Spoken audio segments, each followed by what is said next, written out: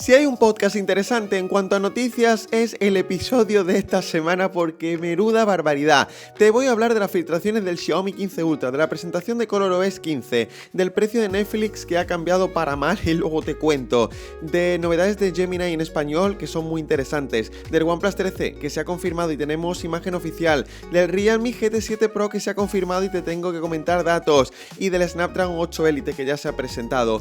Todo eso y mucho más en este episodio número 58. ¿Qué tal? Sed bienvenidos y bienvenidas, que se me había olvidado saludar, al episodio 58 del podcast de Territorio Android. Ya sabéis, la parte de la semana donde yo me siento aquí contigo a hablar sobre tecnología, pero también a responder tus preguntas, que esta semana son muy interesantes. Después las responderé al final del episodio, como siempre, mi parte favorita, y que te emplazo evidentemente a que dejes en comentario tus preguntas para la semana que viene, porque las incluyo, las respondo sin ningún problema. Espero que estéis muy bien. Os recuerdo, por cierto, que el podcast lo tenéis en YouTube, pero también en Spotify, en Apple Podcasts, en YouTube Music, en iVoox, en todas las plataformas, y yo te agradecería que si lo estás escuchando en Spotify, que me dejes 5 estrellas por ahí y que sigas el podcast, porque la verdad que eso me premia bastante en Spotify y me da más visibilidad. Así que aquí, como humilde creador de podcast pequeñito, pues te agradezco tu apoyo si te mola. Dicho esto, os pregunto, ¿qué tal estáis? Espero que muy bien, decídmelo en los comentarios. Yo un poco ya mejor, a raíz de todo lo que ha pasado estas últimas semanas. Si habéis seguido el podcast lo sabréis, si no, os podéis escuchar los episodios anteriores. Pero esta semana ha sido un poco loca porque han venido mis colegas de España, que han estado aquí una semana. Y básicamente pues hemos ido a ver sitios, a hacer turismo por Tartu, y ayer mismo estuve en Tallinn, estuvimos viendo la capital, que yo ya había estado hace 5 años, pero me hacía ilusión volver y así ellos también lo podían ver. Y muy bien, la verdad, aquí por Estonia de momento el frío extremo no está, aunque tendrá que llegar evidentemente, pero bueno, pues tenemos este otoño maravilloso que ya sabéis que a mí me encanta el tiempo, aquí dentro de casa se está de lujo y ya está. Así que bueno, vamos a comenzar porque el podcast hay tela esta semana, hay un montón de tela que cortar y al final ya pues eso, vamos con las preguntas, te cuento un poco de Estonia si me da tiempo y todo eso. Así que venga, siéntate, ponte cómodo, cómoda, porque empezamos. Y venga, vamos a empezar estas noticias, aunque antes te voy a hacer un recordatorio que esto no es ni patrocinado ni nada, simplemente es que yo trabajo con esta plataforma. No sé si conocéis Goinbus, que es una plataforma que yo ya mencioné en su momento para obtener suscripciones baratas de Netflix, de Spotify, de Disney Plus, de Max, de ChatGPT, de lo que queráis, y que realmente pues os permite ahorrar bastante dinero. En la descripción os voy a dejar el link y un código de descuento que funciona en algunas suscripciones, no en todas, pero básicamente esto no es publicidad, pero como estoy viendo que ya 400 personas se han apuntado y han adquirido suscripciones a través de ellos, pues os lo recuerdo por si no lo sabíais. Básicamente es un modelo totalmente legal, sin problema, en la que se comparte suscripción de forma bestia, pero tú tienes tu propio usuario, tu propia contraseña y te registras normal y ya está. Puedes disfrutar de las plataformas normales, pero a un precio bastante más bajo, de verdad. Échale un vistazo, que te voy a dejar el link en la descripción. Te habré estado poniendo precios aquí sobreimpresionados en pantalla. Échale un ojo porque la verdad que mola, y ya te digo, no es ningún tipo de cosa rara, mucha gente se ha apuntado, no he tenido quejas, yo mismo tengo suscripciones con ellos, así que fantástico. Y es una manera de ayudar al canal, porque yo sí me llevo una comisión, ¿vale? Aunque esto no es un mensaje patrocinado, pero me di de alta en el programa de afiliados y oye, si lo contratáis con ellos, os sale más barato, ayudáis al canal y sin problema. Dicho esto, vamos ya a comenzar con las noticias, y la primera pues tiene que ver con un telefonazo que se presentará en los próximos meses. Un telefonazo que tenemos muchas ganas de ver y un telefonazo que seguramente destaque de nuevo por cámaras. Hablamos del Xiaomi 15 Ultra. Ojito, se han filtrado datos de sus cámaras. Ya el Xiaomi 14 Ultra me flipó, es un telefonazo espectacular en cuanto a fotografía, de los mejores en cuanto a teleobjetivo, por ejemplo. Pues Ice Universe ha filtrado lo que podría ser la configuración de cámara, aunque evidentemente esto no está confirmado. Evidentemente tendríamos colaboración con Leica y tendremos el clásico sensor principal de 50 megapíxeles, teóricamente, el gran angular de 50, etc. Pero lo que llama la atención es que tendremos dos teleobjetivos, como teníamos en el Xiaomi 14 Ultra, si no me falla la memoria.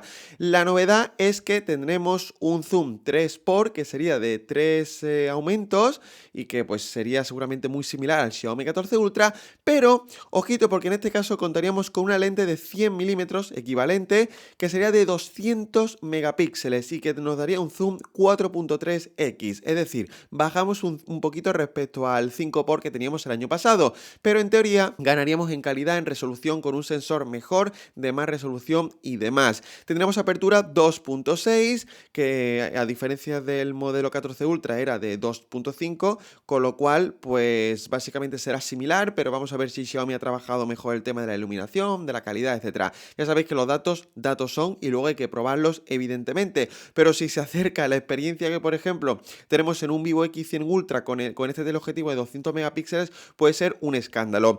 Mi única duda y lo único que no me gusta tanto es que haya menos diferencia entre el 3x y el 4,3x, porque realmente son distancias focales bastante similares. Yo hubiese preferido pues algo más ambicioso, por ejemplo un 3x y luego un 6x, 7x, algo que realmente digas tú, son dos teleobjetivos muy distintos en cuanto a distancia. Pero bueno, sea como fuere, Xiaomi ya demostró que en el zoom digital hecho con el teleobjetivo lo hacía de lujo, la definición era espectacular y yo solamente puedo esperar, sentarme y a ver qué presentan, porque el Xiaomi 15 Ultra tiene pinta de que va a ser espectacular. Primero llegarán los Xiaomi 15 y Xiaomi 15 Pro y más tarde el Ultra. Yo si tengo que hacer una predicción, creo que esto lo veremos seguramente para primavera, porque si el Xiaomi 15 y Pro se presentan en octubre en China, llegarían a principios de año al mercado internacional, pues el Ultra esperaría un poco más, pero tampoco creo que mucho más. Es el teléfono que más ganas tengo de ver, mejor dicho, y no sé vosotros qué opinaréis. Os pido disculpas hoy si la iluminación del vídeo va variando mucho, ya sabéis que yo aquí trabajo con luz natural y hace un día de viento espectacular que va moviendo las nubes, si hay sol, nubes, se nubla, se queda oscuro, luego claro, es una locura. Por suerte no se escucha nada de viento en esta casa, así que fantástico.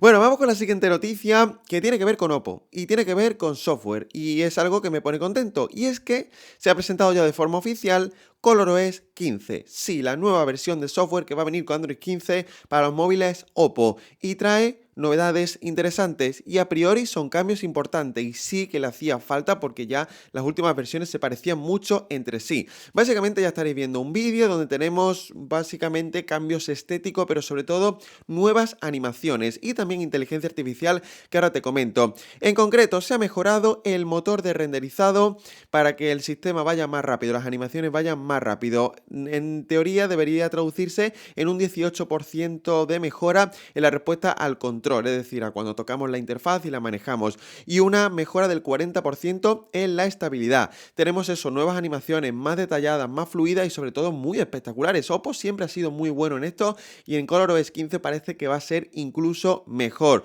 Luego también tenemos animaciones que antes no estaban, como una nueva en la huella digital. Tenemos una especie de Dynamic Island que nos muestra información dependiendo del contexto y luego tenemos mejoras como tal en el rendimiento con un nuevo motor llamado Tidal que hace más rápido el teléfono en cuanto a eficiencia, en cuanto a gestión y en cuanto a rendimiento en general, en cuanto a funcionamiento, lo cual se agradece evidentemente porque mejora las reservas de memoria caché, reestructura muy bien todo el sistema, en fin, términos técnicos que no me voy a meter, pero que en teoría debería traducirse en un mejor rendimiento y yo a Oppo los creo porque suelen normalmente optimizar muy bien su software. Luego aparte, esto me ha gustado mucho, en su nueva función de enviar archivos se habla de una compatibilidad total con AirDrop, es decir, podremos enviar por ejemplo archivos a un iPhone.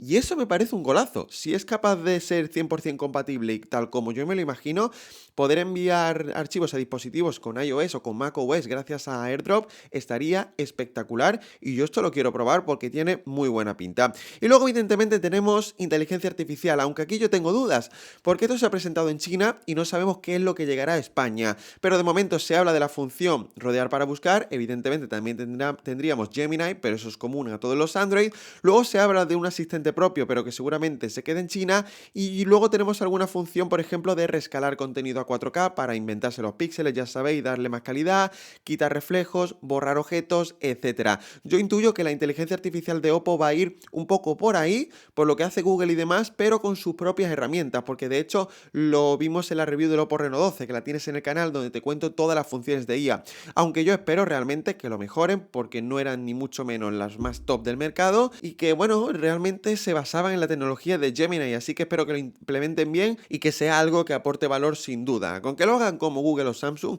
ya estará fantástico.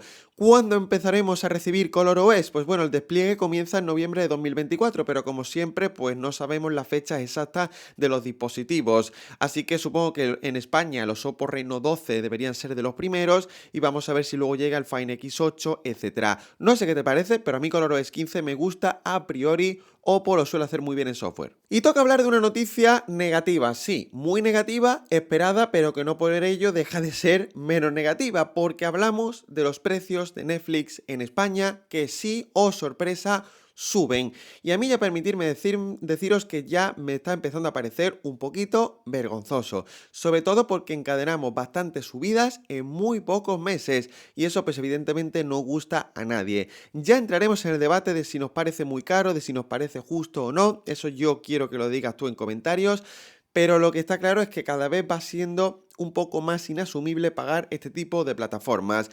En concreto, tenemos subidas de media de un 15% y todas las tarifas se ven afectadas a excepción de esa opción de poner un suscriptor extra que sigue costando 5,99. La tarifa premium pasa de 17,99 a 19,99 euros al mes. La tarifa estándar pasa de 12,99 a 13,99 euros al mes y la estándar con anuncio, que era la más barata, pues ya no lo es tanto. Pasa de 5,49 a 6,99 y seguimos teniendo anuncios. Y en teoría no hay eliminación de cantidad de anuncios, así que ¿qué le vamos a hacer? Yo a mí no sé si esto me parece bien, me parece mal. La estándar pues me sigue pareciendo un precio razonable, 13,99, pero por ejemplo no tenemos contenido en 4K. No sé qué os parecerá a vosotros. Lo que está claro es que las plataformas están subiendo la parra, cada vez suben más los precios y está empezando a ser algo ya que nos haga plantearnos si pagarlas o no. Y luego se preguntarán por qué hay gente que se descarga películas, series y demás por otras plataformas de forma más ilícita, por así decirlo. Yo siempre digo lo mismo, soy defensor total de pagar el contenido original, de pagar las plataformas y de hacerlo porque hay gente que vive de ello y hay gente, pues eso, que tiene que desarrollarse de forma profesional con estas cosas. Pero llega un momento en que las subidas empiezan a ser un poco inasumibles. Te quiero leer en comentarios, no sé qué opinas tú. Y ojo, noticia muy importante que tiene que ver con IA y que tiene que ver con Google, porque no sé si sabéis que una de las funciones que a mí más me gustan de Gemini es el modo Gemini Live, el modo de conversación, que yo llevo probando ya bastantes semanas. De hecho, mira, aquí en la review de Gemini Advanced te cuento qué tal y te cuento sobre todo si merece la pena pagarlo. Pero bueno, eso si quieres ampliar información. Lo importante es que Gemini Live, esta función de conversación, por fin está disponible en español y en España. En concreto, pues en teléfonos Android que puedan tener Gemini, pero básicamente tengo aquí varias dudas que ahora te comento. Esto en principio está disponible para Android, no lo he visto en iOS todavía, aunque debería llegar evidentemente. Ya sabéis que Gemini está integrado en la aplicación de Google de iOS, pero en Android yo ya lo usaba en inglés, como te digo, funciona de lujo, la verdad es que funciona fantástico. Tendría que probar el modo de conversación de ChatGPT, que por cierto ya está disponible también en la Unión Europea, pero la verdad que es fantástico para tener una conversación interesante, fluida y demás. Pero tengo una duda, en teoría Gemini Live va a ser gratuito, con lo cual no vamos a tener que pagar Gemini Advanced. Pero hasta ahora en mi teléfono Android, en el OnePlus 12, no he visto esta opción ni en mi cuenta gratuita ni en mi cuenta Advanced. Es decir, solamente puedo usar Gemini Live en inglés. Bien es cierto que yo estoy aquí en Estonia, entonces puede ser que evidentemente tengas que estar en España para probarlo. Pero bueno, si estás en España y lo has probado, dímelo en comentarios para yo quedarme tranquilo. Pero debería funcionar en cualquier teléfono Android en idioma español. Para poder utilizarlo, evidentemente, tenemos que ir a los ajustes de Gemini y poner el español como idioma principal. Podemos poner hasta 2 lenguas, pero el español tiene que ser el primero para poder utilizarlo en dicho idioma. Luego podéis poner, por ejemplo, el inglés, que es mi caso, porque yo utilizo Gemini en ambos idiomas. Y después, básicamente, pues eso, podremos hacer todas las funciones que ya podíamos hacer en inglés, hablar con el asistente, preguntarle cosas, tener conversaciones, elegir la voz, etcétera, etcétera. Y luego, como extra, Gemini ha añadido más cositas, como por ejemplo, soporte para Google Keep, para recordatorios y para calendar de mejor manera. Y esto se traduce a que, por ejemplo, podamos pedirle que coja un correo de una receta que tengamos en Gmail y ponga los ingredientes en Google Keep. Por ejemplo, se me ocurre así rápido. Luego, por ejemplo, pedirle que añada un recordatorio y que lo sincronice con el calendario y todas las funciones que os podéis imaginar de estas cosas. Gemini sigue mejorando y sobre todo volvemos a lo mismo. Se está adelantando a Apple Intelligence cada vez más. Tenemos ya versión en español, tenemos muchas extensiones y funciona bastante bien. No sé si vosotros vosotros lo utilizáis, yo sí, y cada vez me parece más top. Bueno, y nos quedan 3 noticias que son espectaculares, son de las 3 mejores, las he dejado para el final porque tengo muchas ganas de contaroslas y porque me parece que son, en fin, brutales y evidentemente pues van a ser interesantes en los próximos meses. Vamos a hablar en primer lugar de que se ha confirmado ya oficialmente el OnePlus 13. Ojo, no se ha presentado, pero sí se ha confirmado y sobre todo la propia OnePlus ha publicado imágenes oficiales, que a mí honestamente me calma mucho porque no tenemos ninguna de las aberraciones de renders que habíamos visto con diseños bastante cuestionables. No, tenemos un diseño que tiene parecidos con el OnePlus 12, que cambian ciertas cosas y que a mí me parece precioso y muy refinado. Tenemos un acabado, como veis, pues muy similar en cristal, tenemos metal en los marcos, pero tenemos cositas diferenciales. Por ejemplo, estos 3 colores, el negro, el blanco y el azul, aunque no me parece tan atrevido como este turquesa que teníamos en otros años, pero por ejemplo, tenemos ahora sí los marcos planos, o sorpresa, todo el mundo lo hace, los cantos planos, tenemos el alert slider, evidentemente, este canto está fabricado de aluminio, como no puede ser de otra manera, pero por ejemplo en la parte trasera tenemos un módulo muy similar del OnePlus 12, en el lateral de forma simétrica, tenemos el logo de Hasselblad con más protagonismo, tenemos esta H, y en general es un teléfono que creo que luce bastante bien. A mí, si tengo que elegir uno, me fascina el color azul, porque hace contraste con el módulo de cámara que es plateado y creo que queda muy interesante. Luego por delante tenemos muy buenos marcos de pantalla a priori y va a ser un teléfono nuevamente que acierta en diseño. No sé si será el más bonito, no sé si será el mejor, pero no se equivoca, no falla en nada y sobre todo de momento es reconocible. Aparte de esto, no se han confirmado los detalles técnicos, OnePlus no ha dicho nada, pero esperamos que incluya el Snapdragon 8 Elite, evidentemente, muchísima RAM, muchísimo almacenamiento y yo sobre todo tengo esperanzas puestas en las cámaras.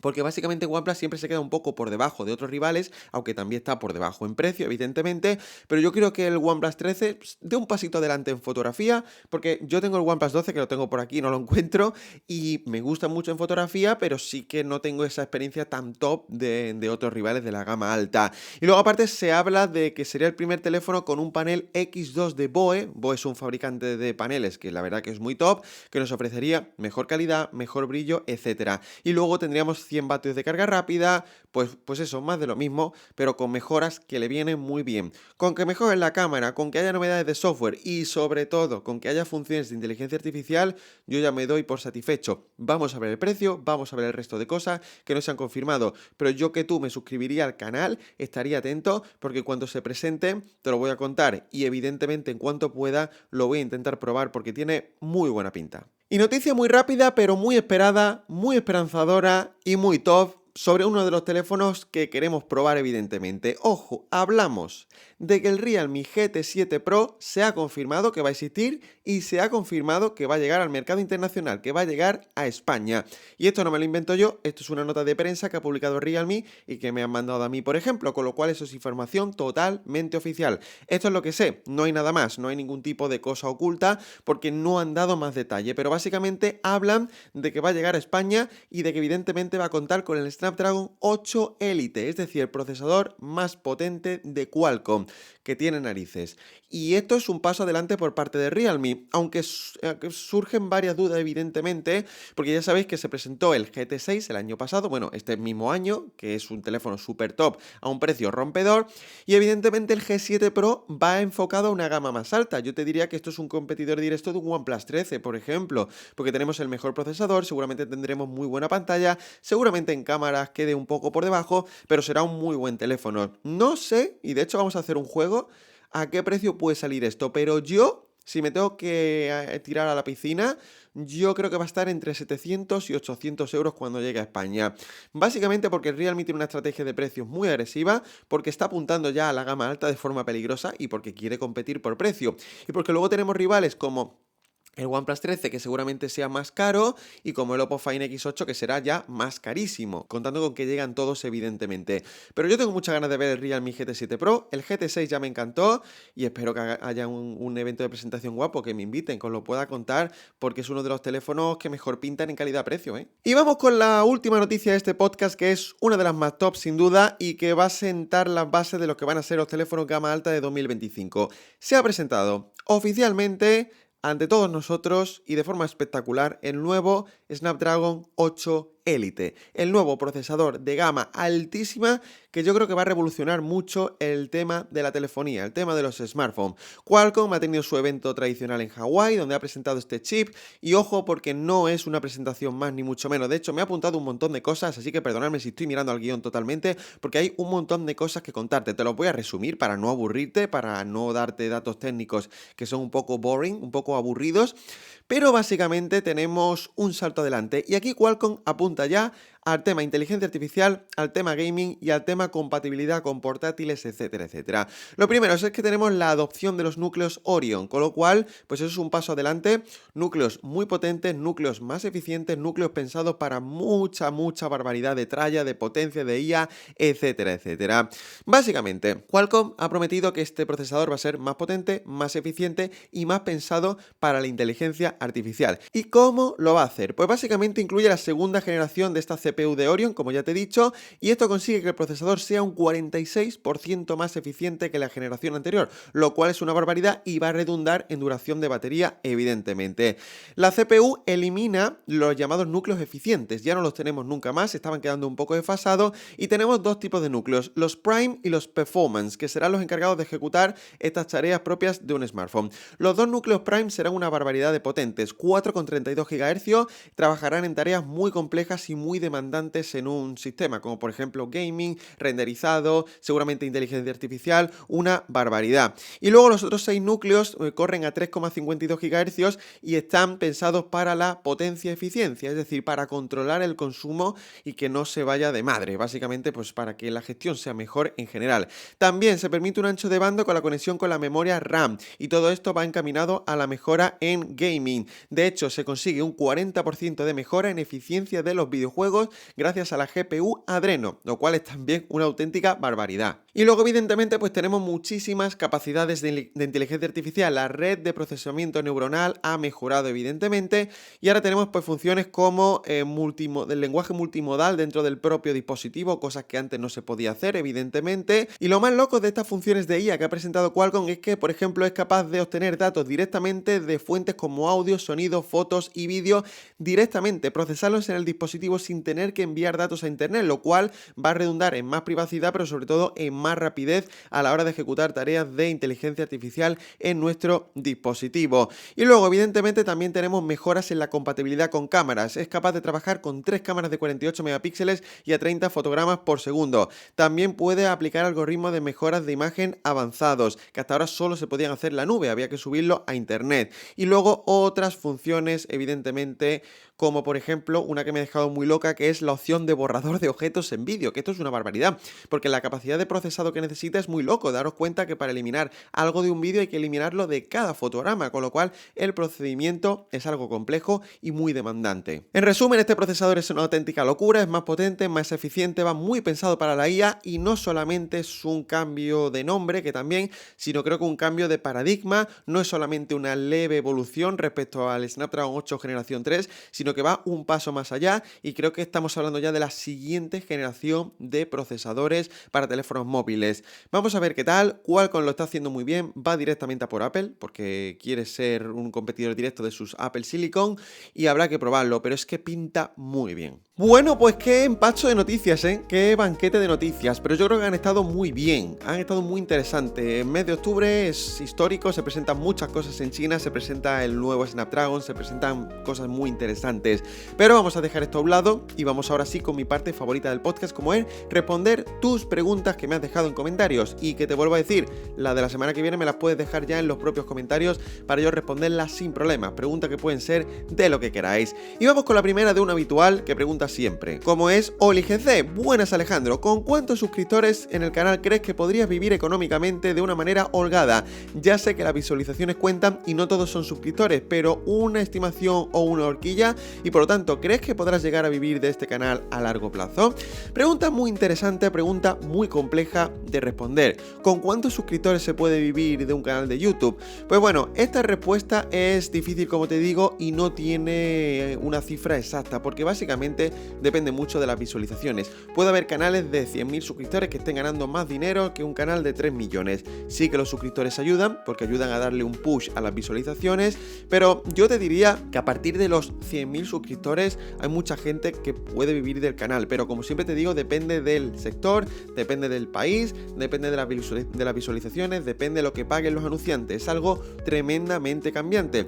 De hecho, la mayoría de creadores, por no decirte que casi todos, los que viven de YouTube por el canal, pero no es su mayor ingreso. De hecho, su mayor ingreso pueden venir de marketing de afiliados, de patrocinios, etcétera. O sea, YouTube paga bien, sobre todo a grandes creadores, pero tampoco es el mayor ingreso que tienen. Así que bueno, no hay una cifra exacta, pero sí que básicamente para que tengas una idea. Pero depende de tantas cosas que es que no te puedo dar algo que sea sagrado. Siguiente pregunta muy interesante sobre software que me ha encantado. Eloy Castellanos. En cuestión de ecosistemas de Android, ¿cuál recomiendas más? Muy interesante esto, sin duda, muy interesante. Yo aquí pues te voy a dar un par de respuestas o tres. Te voy a dar dos seguras y una tercera extra que a lo mejor no te esperas.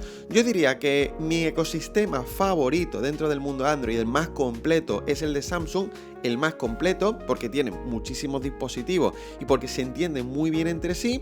Eso creo que es algo indiscutible y se parece mucho a Apple.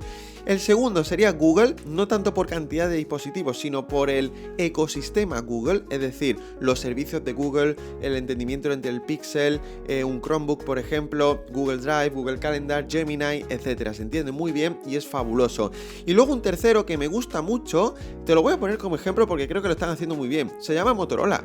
Motorola lo está haciendo muy bien. No tienen tantos dispositivos, no es una locura, pero tienen un software limpio, tienen aplicaciones muy interesantes, se pueden conectar con la tele. Tenemos la opción de conectar nuestro móvil Motorola a un ordenador y utilizarlo como sistema de escritorio. La verdad es que lo están haciendo muy bien y no se habla tanto de ellos, no se les valora tanto, pero yo diría que en el top están Google y Samsung y luego el resto pues los hay que lo hacen mejor y los hay que lo hacen peor. Siguiente pregunta que tiene que ver con la monetización del canal, con todos estos problemas que he tenido con AdSense. Ya os lo conté en episodios anteriores, no voy a dar la tabarra básicamente, pero exactamente me pregunta, ¿pensaste en links de afiliados razonables y de calidad? Pues sí, evidentemente que he pensado en eso, de hecho lo llevo aplicando mucho tiempo en el canal. Los links de Amazon que tenéis en la descripción son de afiliados, los links de la mayoría de plataformas que recomiendo son de afiliados, con lo cual es otra fuente de ingresos. Y yo aquí me vengo a hacer la misma reflexión. Si queréis comprar algo que os cueste lo mismo y ayudar al canal, pues comprarlo a través de los links de afiliados que dejo en la descripción de los vídeos. Por ejemplo, si vais a la review de un Pixel 9 Pro, pues lo podéis comprar a través de ese link en Amazon y a mí me llega una comisión y vosotros pues no pagáis un extra. Es interesante y yo siempre los links de afiliados que comparto, primero lo hago de forma transparente, digo que son links de afiliados y segundo son de calidad. Podría darme de alta en 1000 sitios de afiliados, pero no sirve para nada. Yo lo que recomiendo intento que sea de calidad y que aporte valor, porque si te aporta valor a ti, pues lo vas a comprar y yo me llevo el beneficio evidentemente.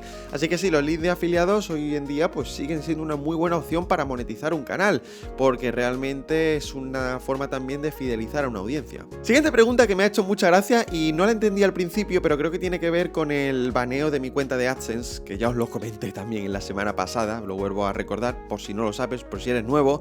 Juan Diego Tarazona dice, ¿hablaste mal de Google, incluso del Pixel? Esto es una pregunta que me ha hecho mucha gracia, porque hay gente que piensa que me han baneado la cuenta de AdSense por hablar mal de Google o de un Pixel. No, Google no te quita una cuenta porque hables mal de ellos, porque critiques un producto. Evidentemente que no, entra dentro de la libertad, no hay ningún problema. De hecho, yo muchas veces le he dado palos a Google, a los Pixel, etcétera, y nada.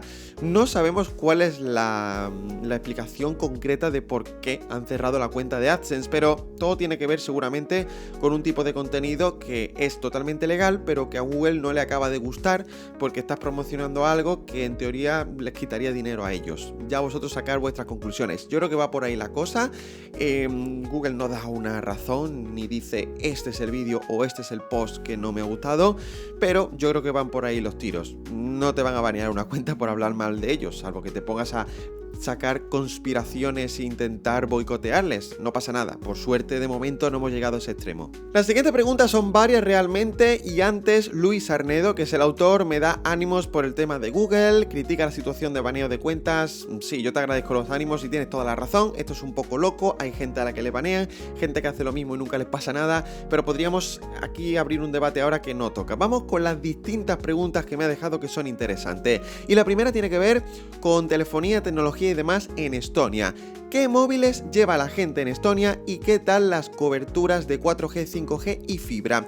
Pues muy interesante. Aquí en Estonia, bueno, a día que estoy grabando esto llevo apenas un mes, pero yo me fijo en estas cosas evidentemente. Lo primero, Estonia es uno de los mejores países en términos de telecomunicaciones. Si te metes en un mapa de cobertura 4G, 5G, la mayoría de la superficie del país tiene cobertura y de hecho te vas a mitad del bosque y tienes cobertura 4G sin problema. Esto se produce por dos motivos básicamente, bueno, por tres, porque tiene buenas infraestructuras, porque es un país plano y porque es un país pequeño, con lo cual es más sencillo montar esta infraestructura y dar cobertura a todo el mundo. Yo no he tenido ningún problema realmente, tengo cobertura 5G la mayor parte del tiempo en ciudades, 4G si me voy al bosque, así que en este aspecto fabuloso. Y luego fibra, no te puedo dar una velocidad media porque no conozco el dato, sí que te digo que en la mayoría de sitios, cafetería y demás hay un wifi que va razonablemente bien. El otro día, por ejemplo, estuve en un autobús entre Tartu y Tallinn y la velocidad de internet del autobús era de 100 megabytes, con lo cual es una auténtica barbaridad para un autobús. 100 megas de subida y de bajada simétricos, con lo cual puedes perfectamente trabajar y la cobertura era prácticamente estable durante todo el trayecto, para que te hagas una idea. Y luego en cuanto a móviles, pues la gente básicamente lleva un poco de todo. He visto mucho iPhone, pero ni mucho menos es la mayoría de iPhones que se ven en el Reino Unido, Estados Unidos y demás. También he visto Samsung, he visto Xiaomi, he visto Realme, he visto un poco de todo. Y luego sí que he visto bastante publicidad de OnePlus aquí en Estonia y también en Finlandia lo vi. Así que bueno, es un mix, pero digamos que es un país con buena infraestructura de telecomunicaciones y con variedad en cuanto a telefonía. Y luego la siguiente pregunta es, ¿qué piensas de las capas de personalización en Android? ¿Menos es más? Pues básicamente esto es una pregunta interesante. Yo aquí defiendo un poco las dos vertientes, pero tengo una favorita. Creo que mola mucho una capa que ofrece pocas opciones, pero está bien optimizada, ofrece lo justo y nos ofrece una experiencia sencilla y agradable.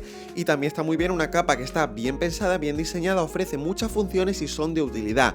Yo aquí me quedaría con una capa con menos opciones. Por ejemplo, prefiero Android Stock, prefiero la experiencia Pixel, porque no tenemos una cantidad de opciones abrumadora, pero funciona, aportan valor y está bien. Y sobre todo no me duele la cabeza con tantas opciones. Luego, por ejemplo, tenemos la vertiente de Samsung, de Oppo, etcétera, donde tenemos muchísimas opciones de personalización y muchas de ellas aportan mucho valor. Lo bueno de Android es que puedes elegir si quieres algo más complejo o más sencillo. Yo prefiero lo sencillo por el tipo de usuario, pero sé que hay mucha gente que prefiere capas más elaboradas para poder personalizar y probar más cosas. Pregunta muy interesante de Ada y Tiempo que realmente yo no me había planteado. Hola, ¿le ves sentido al Google Nest Hub en 2024? Parece que Google ha abandonado su línea Nest y ya no hablar de Google Fit que cerrará en junio de 2025, lo que hará que el Nest Hub menos útil junto con el auge de Gemini frente a Google Assistant. Bueno, muy buena opción. El Google Nest Hub, si no me falla la memoria, es este altavoz inteligente con pantalla tipo Echo Show de Alexa que nos ofrece, pues eso, Google Assistant nos ofrece información en pantalla. Para mí creo que en 2024 un Nest Hub de Google a día de hoy para mí no tiene sentido. De hecho, para mí es que no acaba de tener sentido un asistente con pantalla. Yo tengo el Echo Show con pantalla, le encuentro 2 o 3 usos interesantes, pero podría vivir perfectamente con un Echo Dot o con cualquier otro altavoz que no tenga pantalla. Bien es cierto que, ojo, si Google sabe implementar Gemini en estos asistentes y tenemos siempre Gemini a mano para poder preguntarle lo que sea sin tener que coger el teléfono, puede estar interesante. Y si tenemos una pantalla, pues seguramente tengamos unas respuestas más completas. Yo me imagino estos altavoces con Gemini Live, que podamos hablar una conversación normal, que creo que es el paso lógico de este tipo de asistentes. Pero a día de hoy, con Google Assistant teniendo Gemini, no creo que tenga mucho sentido. Lo que habrá que esperar si Google decide incluirles Gemini. Ahí después podremos hablar. Y vamos con la última pregunta de este podcast, antes de ya contarte algo más y cerrar. CM Zauni dice, a ver, algunas preguntas. Bueno, realmente solo ha dejado una pregunta. ¿Cuál tiene mejor sonido, el S24 Ultra o el iPhone 16 Pro Max? Mi respuesta aquí es muy clara, muy rápida. El iPhone 16 Pro Max. No los he comparado, pero yo te cuento una cosa. Los iPhone, y esto te puede doler o no, tienen la mejor calidad de audio, la mejor calidad de altavoces en cualquier dispositivo. Yo tengo un iPhone 13, que no es sospechoso de ser gama altísima y se escucha mejor que gama altas de Android de este año que cuestan bastante más dinero. Y eso es así. Apple lo hace muy bien. Lo hace bien en el iPhone, lo hace bien en el iPad y lo hace bien en los MacBook. Yo no conozco salvo algunos dispositivos que pueden estar bastante bien, como por ejemplo un Honor Mate 6 Pro, no conozco dispositivos que estén a la altura de iPhones, de MacBooks y de iPads en cuanto a calidad de sonido de los altavoces. No sé cómo lo hace Apple, creo que nadie les tose en este aspecto y es una realidad. Si buscas calidad de altavoces, el iPhone es una opción muy interesante. Ojo, hay opciones muy buenas en Android, pero desde mi punto de vista, que soy músico también y valoro mucho esto, para mí los iPhones están un poquito por encima. ¡Buf! Y bueno, hasta aquí va a llegar el episodio de la semana, hasta aquí el episodio de preguntas. Antes te comento muy rápidamente lo que va a venir al canal próximamente. Tengo preparadas varias ideas y me puedes dejar en comentarios si tienes alguna sugerencia. Estoy preparando tops de aplicaciones de distintos tipos, voy a traer unos auriculares interesantes próximamente al canal, estoy pensando también en traer distintas opciones de IA, seguramente haga algún contenido relacionado con Estonia, así que todo eso lo estoy pensando poco a poco. También te animo a que me sigas en el canal personal, en la Fábrica de Alejandro, que te lo dejaré en la descripción, donde estoy subiendo mucho contenido de Estonia. Te puedes suscribir por si quieres algo distinto. Y lo único que me queda decirte es que gracias por escucharme, gracias por aguantarme y que la semana que viene yo que tú estaría atento al podcast porque se presentan telefonazos, vienen opciones muy interesantes y yo que tú estaría atento. Así que de nuevo, gracias por escucharme, gracias por aguantarme y nos vemos y nos escuchamos la semana que viene en un nuevo episodio. ¡Chao, chao!